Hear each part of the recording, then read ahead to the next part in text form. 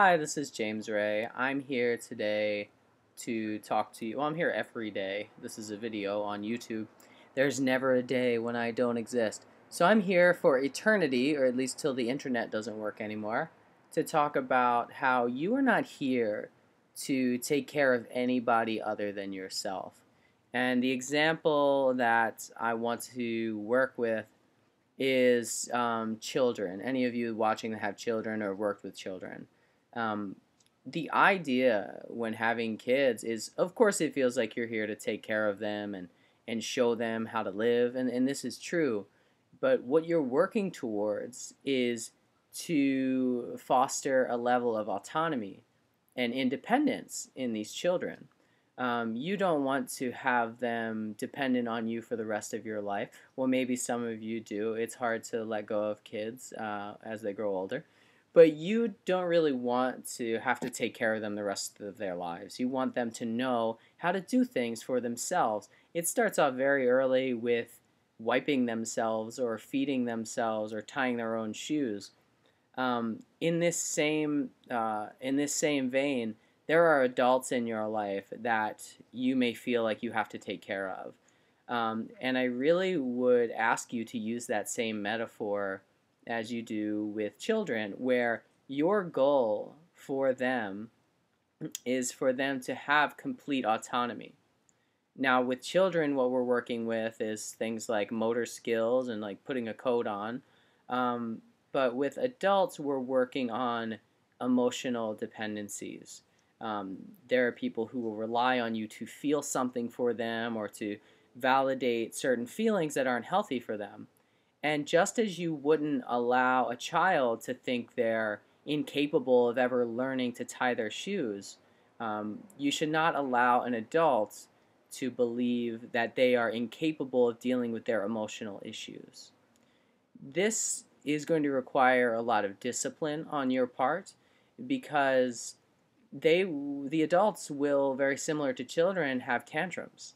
When you start to deny them this validation of their, say, victim mentality, for example, someone saying, this person in my family lied to me and I'm so hurt and I can never forgive them, well, that's a choice they're making.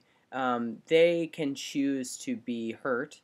They can choose to hold that against someone else, which is in fact just holding it against themselves. They can choose to limit themselves. And if we were to say to them, oh, that's so horrible, I can't believe you're going through that. Yes, that person is kind of a bad person for doing that. What you're doing is you're saying to them, yes, you are incapable of moving forward. You need to hold on to this sadness. And this, if you really sit and think about it, it's just not true. No one needs to hold on to these types of things. It's just not helpful. And you don't really want to wrap yourself up in someone like this. They're not asking you,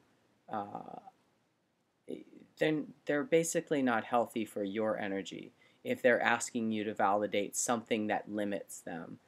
I'm not saying this is conscious. I'm not saying they're bad people.